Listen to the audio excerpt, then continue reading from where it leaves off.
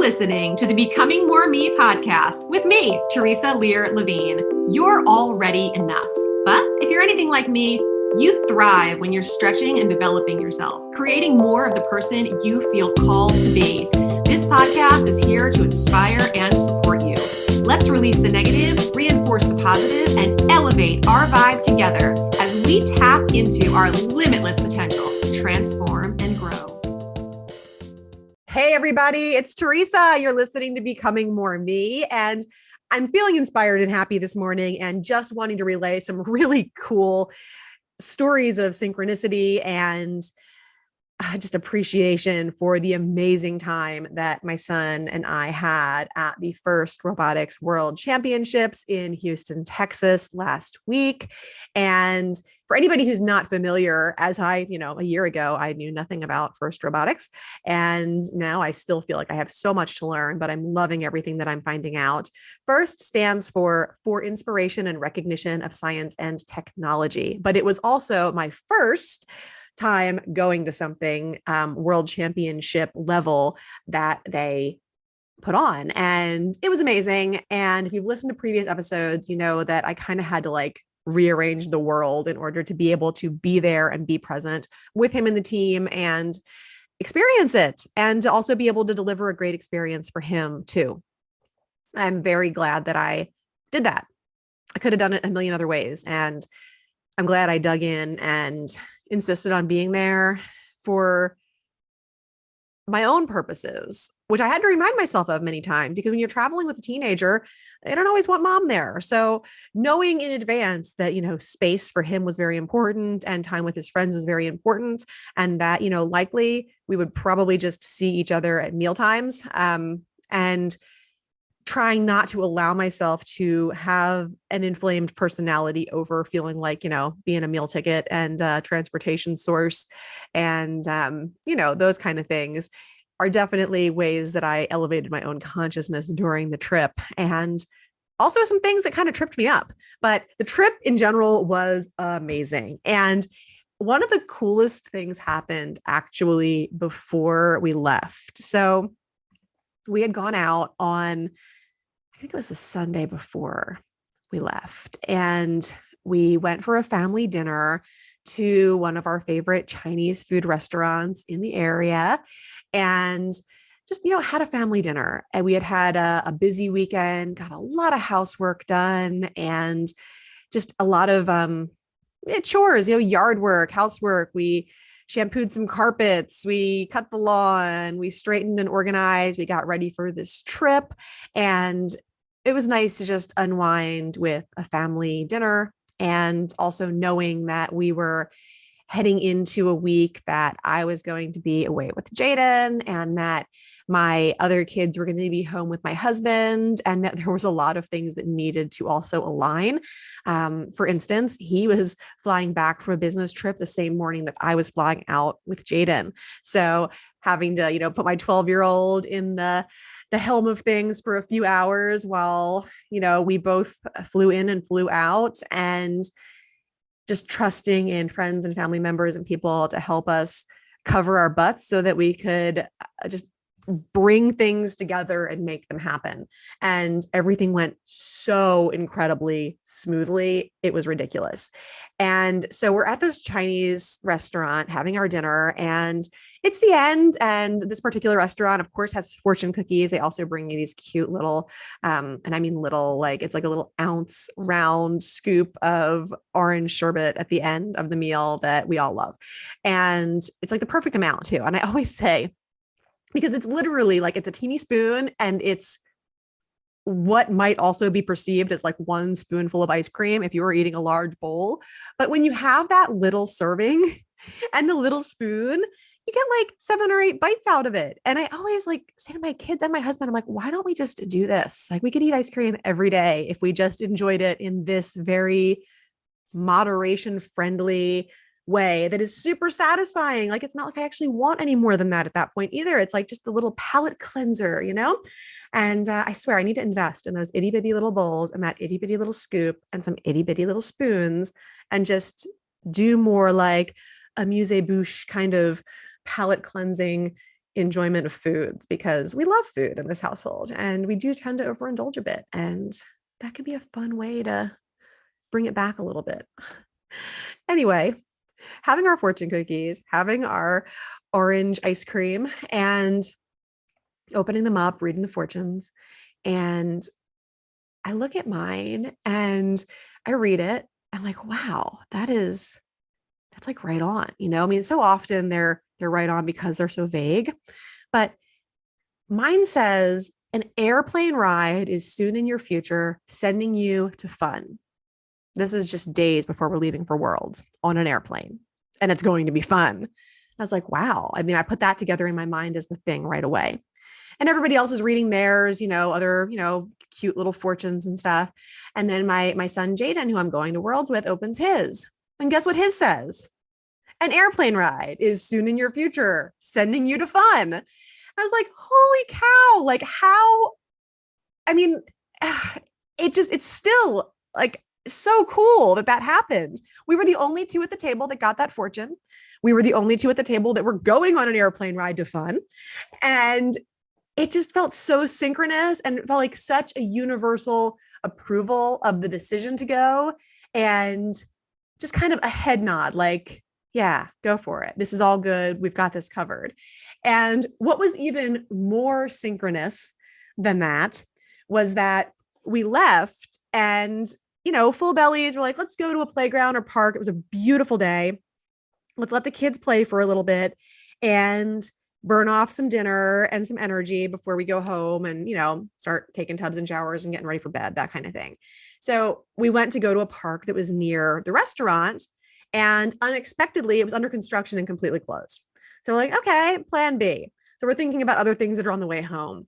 The restaurant is a few towns over from where we live. So we had a little bit of a windy path home that we could choose different places. And so we're like, my one son had said, oh, I really want to go to that park that has the seesaws and the this and the that. And we're like, okay, we put it together in our head. All right, that's this park that we know, and we're going to go there. So that's fine. It's on the way home, not really out of the way. Let's go. Well, we get to that park, and I never realized, but one of the cool things they have to play on there is a NASA space shuttle airplane rocket thing that bounces up and down. An airplane sending you to fun. Also, one of the main sponsors of First Robotics, NASA. So it was another like connecting of the dots and this fortune just coming true instantaneously for us. I mean, it was like, open the fortune, we're on the airplane to fun. And if you follow me on social media at all, you can see a really fun video on my Instagram at Theresa Lear Levine, or on my Facebook, of us playing on that NASA playground equipment right after getting those fortunes, and just everything starting to come together. And it was amazing. So let me just tell you a little bit more about the synchronicities here. And that's going to be it for today for this episode, because there's still so much more to talk about and so many things that tie in to just the work that I do and the way that I coach myself and others and the way that I coach myself through this experience is just a great parallel. So I do want to share more of it with you. But we leave on Wednesday, and it was a Wednesday to Sunday trip, and competition was Thursday, Friday, Saturday, pretty much. And there was a lot of setup and other things happening on the days that kind of sandwiched it. So we leave Wednesday, everything's smooth. We get up, it was an early morning wake up. And because we were flying in out of one airport into another. So the first thing we needed to tackle and have go smoothly was to have our cab arrive and get us to the airport. And so that went off without a hitch. And then we get to the airport nice and early. My husband was like, oh, my husband flies all the time for work. So he squeaks in and squeaks out. He also has special ways around, the airport that other people don't, based on his job. And so he does things a little quicker than Jaden and I were able to. And with that in mind, I was like, I want to get to the airport like with at least 2 hours before the flight. That's just, to me, that's what feels comfortable. And he's like, oh, as long as you get there like an hour beforehand, you're fine. It's like, no, we're going to get there 2 hours before.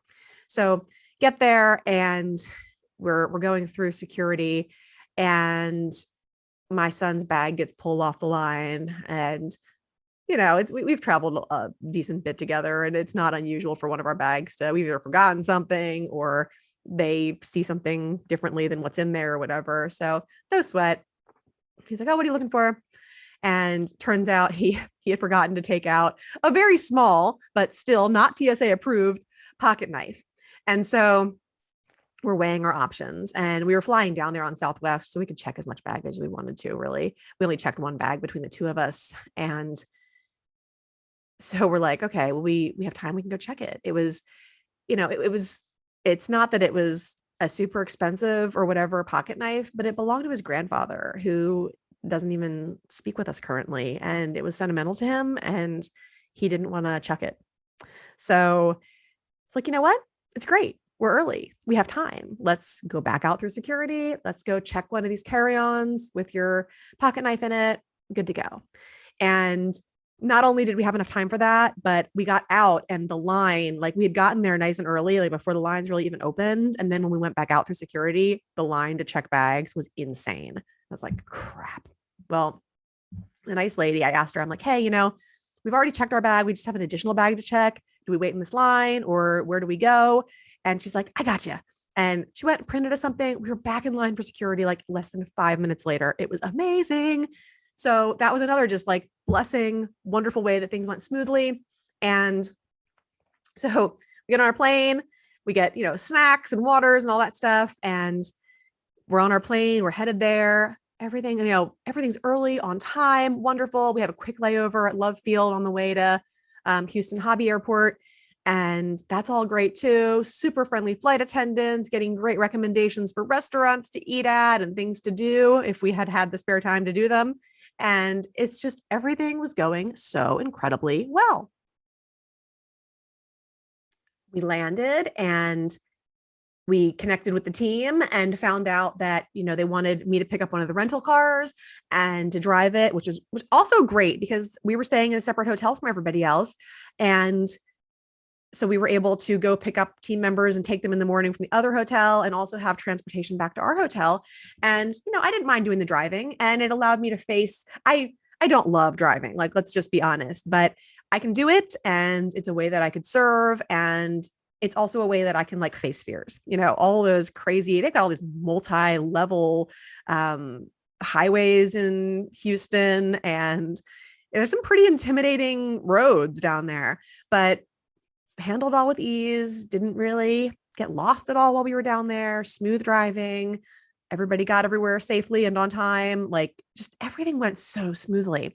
But the funny thing was, and it turned out that I also was able to come in handy, like, helping to, get the rental cars for other people too, because the way that the payments were set up at the rental car place, they needed to use my credit card in order to make it all happen. So I was able to be of service, and everything went smoothly, and we got where we needed to go. So we're getting checked into our hotel, and I'm looking for, things and trying to get organized, and I can't find our passports. I'm like, crap, like this is not good. We need those to get home. I had my driver's license, but I don't think my son had any other ID with him. And I'm like, where are our passports? And I'm like, I've been so responsible with everything. I had them in like a fanny pack on me all day. Like, I can't find my fanny pack. Did I take it off when I was, registering the rental cars for the team and paying for stuff? Like, what did I do? I'm like, I've been so responsible with this all day. And this is just an example of how, when things are going really well, sometimes we like insert our own problems even when they don't exist. So I'm starting to panic, but also I'm like, you know what? I manifested this trip. The universe is working with me. We have 5 days until we go home. This is plenty of time for this to pop up, and universe, just bring it to me at some point. Just allow me to smoothly retrieve these and find them before I need them again, and allow me to find some way to enjoy myself in the meantime without stressing out. Like, I knew answers would come to me, and then I just didn't have all the pieces of the puzzle. So I hop back in the rental car and I go back to the rental car place, and they're so helpful there. Like, let me help you look for them. Where could it be? They looked in places. They called like the bus that brought us from the airport to the rental car agency. They talked to the counter people. They took my name and number. They'll pop up. I'm sure we've got you. Don't worry about it. Enjoy your time here. All this stuff. Well, meanwhile, I'm also texting with my son who's waiting at the hotel with our bags and trying to figure this out. I'm like, I just have no idea, like, what's going on. And then it hit me. And I also got a text from him at like almost the exact same time. It's like, what about that middle console area? Did you throw it in there when you got in the car? And I'm checking it at the same time and it's right there. I had it all along. I never lost them. But in my mind, I had gone to self-doubt and I had gone to like, oh, everything's been so smooth. It's probably time for something to go wrong now. Everything was still great. Nothing had ever gone wrong. And you know what? But in the meantime, I got to see the awesomeness of the people of Texas and Houston, how kind they are, how willing to help they were, and just to understand and to experience that I was still being completely and fully supported by the universe, by my decisions, by everything I had done to put things in place. That support had never left. My belief had gone down. And I share that because so often that's the only thing that ever changes for any of us is our belief, our attitude, our appreciation, our gratitude. And in those moments when we allow that to lapse, it feels like everything is going in a downward spiral. For those few minutes, I was like, oh crap, like things were going so well. And now this, and I'm going to be spending this whole trip trying to get passports replaced. And it's going to cost a lot of money. And I might not get them in time. And we just, went to freaking Buffalo, New York to get the damn passports. Check out that episode if you didn't. Passports and Panic. There's a part 1 and a part 2 to that one. And it's like, oh, I'm going to have to do this all over again. And we're going to have to buy new passports and replace them. And who knows if we'll get them by Sunday. And how are we going to get home? Maybe we're just going to have to drive home from Houston. That's a 2-day trip. And, we went through all this stuff so that we could fly instead of drive. And now I'm going to have to like rent a car and drive home, or we're going to have to drive home with the team. And who knows if they have room for us. And that's 2 more days. And, my husband's got travel when I get home. And oh my goodness, all the thoughts. And I never even needed to have any of them. So I just wanted to share that because oftentimes we forget that we're supported always and in all ways, and that there's always an answer. And that sometimes we're just kind of hiding things from ourselves, which is exactly what I was doing. I was like, I texted my son back. I'm like, that friggin' hidey hole in the car. Like I put it there because it was safe. I put it there because it was like a closed middle console and that was my important stuff. And I was going to keep it safe there. And then all of a sudden I let my mind go to unsafety. Too crazy, huh? Anyway, that's it for today. Thanks for listening. I have an awesome free workshop coming up in the next month or so. Date unset as of just now. But whether you're listening to this now or in the future, I'm sure I'll be hosting something. So if you want to get in on it and learn how to use EFT in all the awesome ways that I've learned to get me through of all life's ups and downs and in-betweens, shoot me an email, Theresa@theresalearlevine.com. and just ask me when the workshop is, and I will make sure that you get on the list and that you can be part of it and that we can work together in that environment and make some amazing breakthroughs together. Thanks for listening. Have an awesome day. And remember to believe in yourself, believe in the universe, believe in possibilities, and keep looking up and ahead. Thanks so much for listening. If you loved this episode, please share it with a friend or post on social media and tag me so I can personally connect and thank you. Until next time, keep taking bold and brave action steps towards becoming more of who you want to be in this world. You are capable, you are worthy, and you are enough. Keep shining your light.